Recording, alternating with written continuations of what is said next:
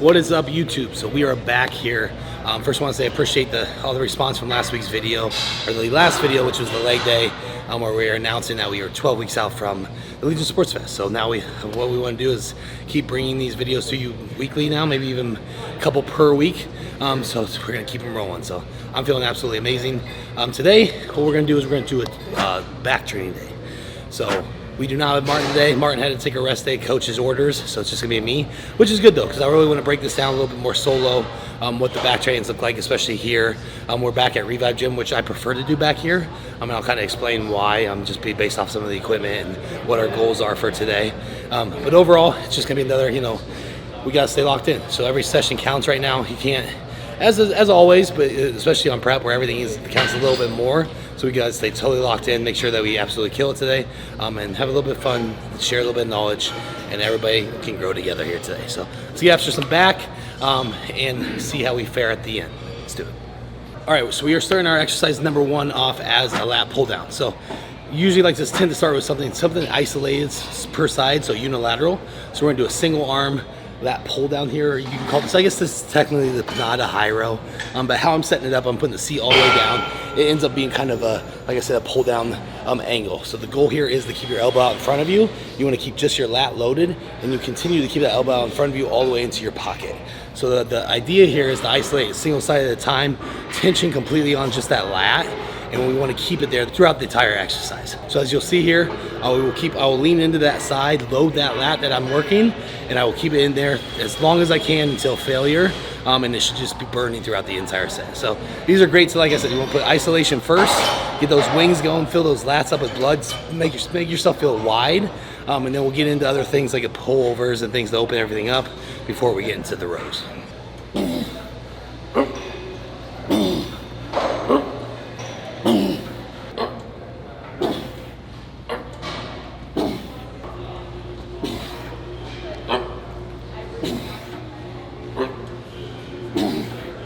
All right, so we hit 2 top sets there with the single arm, so the single arm lat pull downs.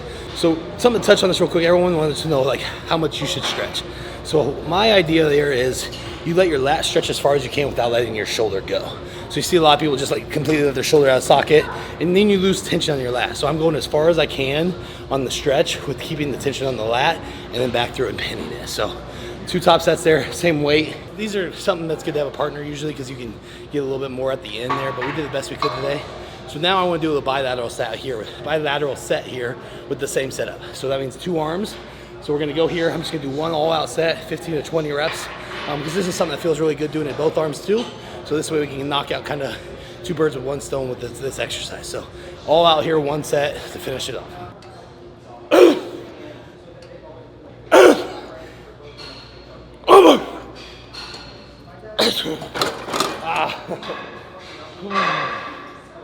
All right, exercise number 2, we are continuing here to open everything up, get blood in our lats, expanding that way before we start working more towards our back thickness. So as you'll see throughout this workout, the back is a very big body part. So what we want to do is we want to hit every single angle of it, filling up all the areas, making sure we're not missing anything. And that's how I construct my back workouts. So we already hit single arm lats there. So the low lats have been fully filled up. They feel good. They're a little tired. So now we're going to go into a pullover. So pullovers are also going to work the lats. They're going to work width, especially from the front. So when you see, people come out and they have that cool, what's called a V-taper, that wide up top, wide sweeping laps on the front. That's going to come from these pullovers. So you can do these with a cable, you can do these with a machine, you can do these with a dumbbell. We're lucky here, we have a little bit of everything.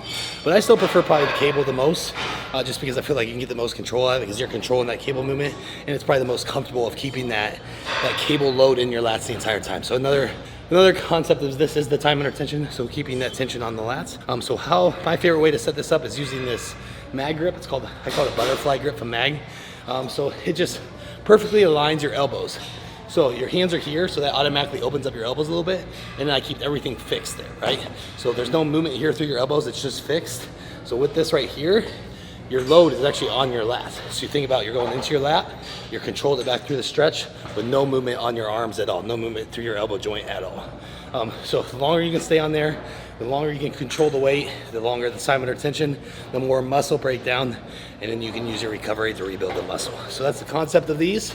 Watch the form here. Like I said, we're coming through the lat at the very bottom of the peak contraction, I'm lifting my chest a little bit to get a little bit extra oomph through. And then I'm doing a slow, controlled, eccentric negative portion into the stretch at the top stop, then back through. So own these. Think about this. You're owning the weight the entire time, keeping the tension on, and going as long as you can.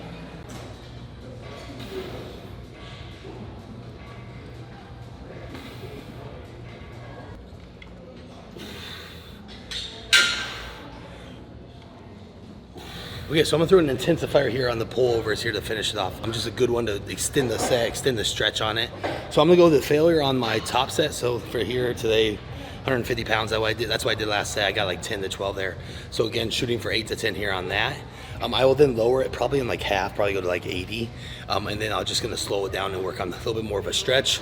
And then also holding the contraction. So what I'm doing is just extending it, making, go to failure, pause, cut the weight in half, and then take it slow for as many more reps as you can from there, and then absolutely just send it off. So just a nice little intensifier to make sure that you're getting everything out of it. Then we can move on and keep kicking ass.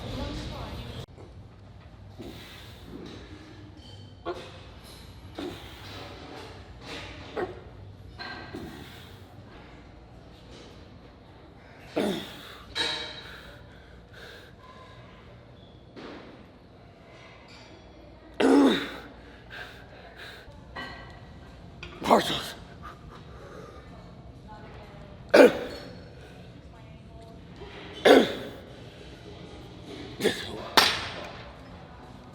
All right, so exercise number 3, I wanted to go do the prime row machine. That was gonna be kind of our main movement right there.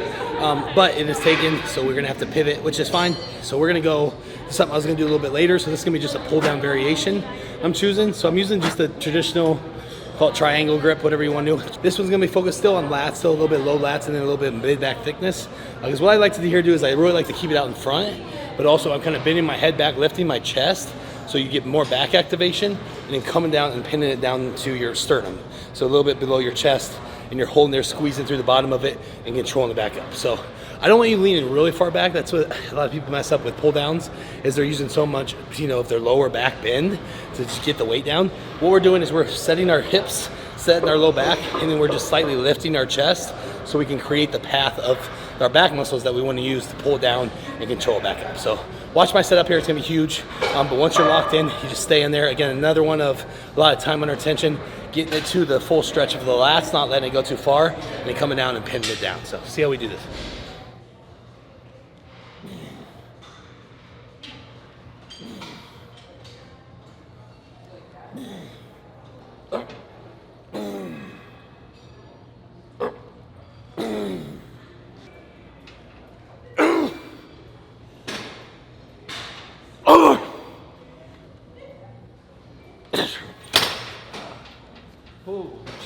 All right, so we're doing exercise number 4 here for getting to our rows. So these next 2 movements are gonna be more row focused, probably next 3. We'll see what we'll finish with. But this is where your bread and butter is. If you wanna grow thickness, if you wanna grow density in your back, it's gotta be done by rows. So today all you're gonna see is me do machines. The reason for that is I did pop my hamstring pretty bad last week. First time I've actually ever done that, where I felt, it was actually 2 pops where my hamstring, I was actually doing seated curls over there on that prime, and it was the max weight, probably the heaviest we've ever done on there. And we were starting in the stretch position, and it's actually an elevated stretch, so it's more stretch than you probably should have. And so I tried to go so hard out of the beginning that I just felt my right hamstring both pop. I instantly got out of there. I was actually really worried that day because it did stiffen up, but it was more about, hey, what do these next couple days bring? So luckily the next day there's no bruising. There's slight bruising, but nothing crazy. Just super stiff, and it hasn't gotten any worse from there. So I would say we're in the clear. I am just rehabbing the shit out of it all day. I'm just putting BBC 157 in it.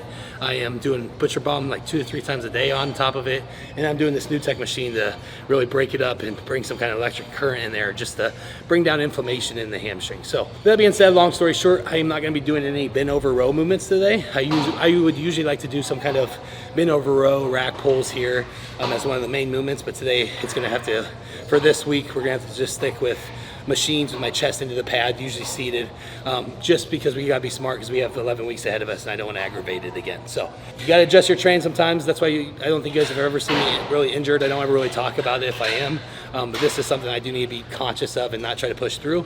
So no standing bent over movements today. So we're just gonna kill it with some rows here today. And that's all right, because I'm somebody that is also, I think, especially for beginners, and I'm not saying just do machines, but the more chest supported machine work you can do, I think the better you're gonna be, because you can't cheat as much, right? So what these chest supported, you put your chest into it, you bring your butt back a little bit and you fall into that pad and you stay there, and the only thing you can do is pull past your body.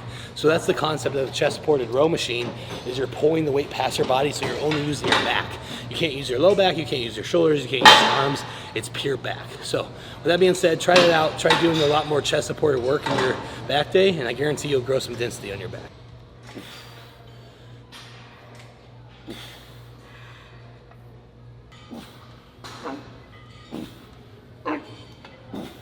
All right, so got all I could out. So we're still on these prime chest supported rows. We've got 2 top sets here that felt really, really good. So I want to do one more here. Kind of a version of intensifier, but I like to do this on a lot of movements, especially in prep. So it's not going to be all about, like I said, you don't want to sacrifice training less heavy. That's what a lot of people do, is they start doing more reps, less weight, right? That's not how we approach training in prep. We're still going to go as heavy as we can, as hard as we can. But some of my intensifiers will start converting into more squeezes. So some of these things you can do on equipment is you can mimic kind of posing as well. So think about here that we're working our back today, and part of the back poses in bodybuilding is obviously the back double and the back lat spread. But to set that shot up, you're pulling back. This is where you show that Christmas tree off, right? You show all that detail in the back. But you can also train that way to bring in that detail, to bring in that thickness in those areas, and more so just practice that squeeze, right? So we're gonna use that on this piece of equipment here, is we're gonna mimic that, pulling back the elbows, squeezing that up, bringing it up into your traps a little bit to show that Christmas tree and dig that out. We're gonna do this on our intensifier. So drop the weight probably in half here. Like I said, it needs to be something that you can get all the way back and hold for 2 seconds. And then that's the goal. So we're gonna do as many reps as we can here with 2-second holds in the back, hard contractions, hard squeezes, showing off that Christmas tree, showing off that detail, because we gotta get ready for the stage. It's not just about moving weight. For some people it is, and that's what a lot of weightlifting is. But when we're getting ready for a competition, you gotta be thinking about, why am I doing this? What's the goal of this equipment today, or this movement? And apply that into your training.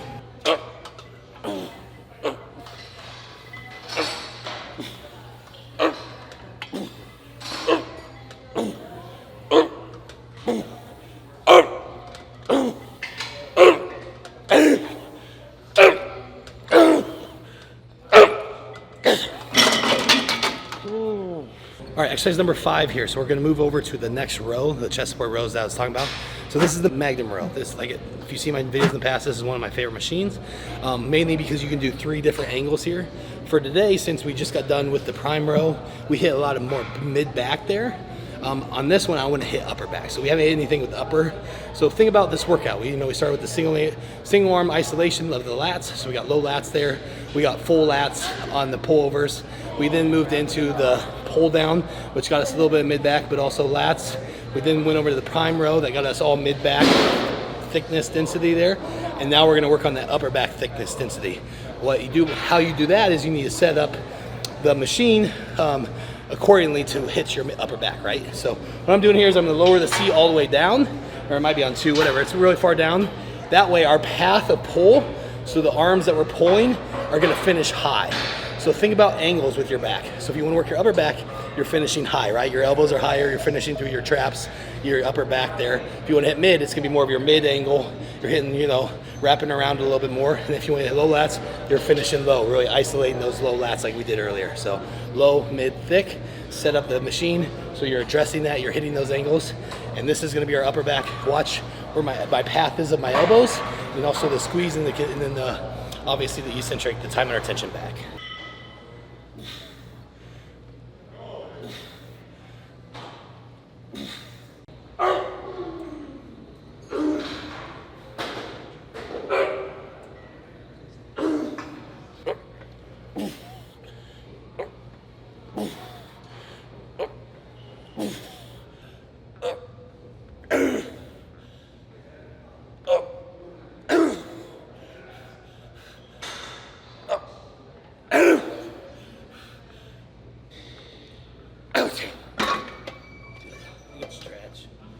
All right, last exercise of today. So usually this is when I would do probably some kind of bent over row, or usually a rack pull right now. But with the hamstring still healing, we gotta adjust today, and that's perfectly fine. That's part of bodybuilding. So I'm going to do some floor rows here. So just another angle of rows. If I'm gonna miss some back thickness exercises, might as well just throw another row in. So this is gonna be a floor row, cable floor row, with the angle coming from below me. What I'm gonna do here is I'm gonna put 2 single handles on, and then what I'm thinking here is I'm actually gonna supinate through the movement. So I'm pulling, and as I pull, I supinate my wrist, I bring my pinkies in, and I finish here.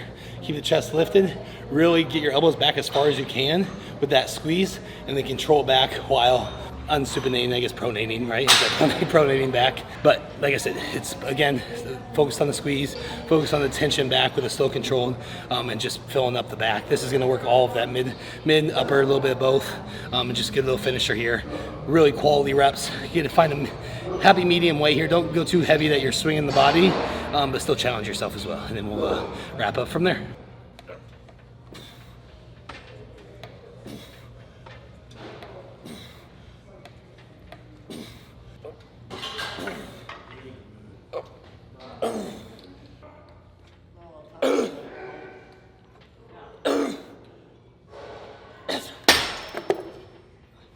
All right, that's a wrap on the back day today. So slightly less, I want to say less intensity, but the compound movements weren't as big today. Obviously with the, the injured hamstring, I had to keep the lower half out of it.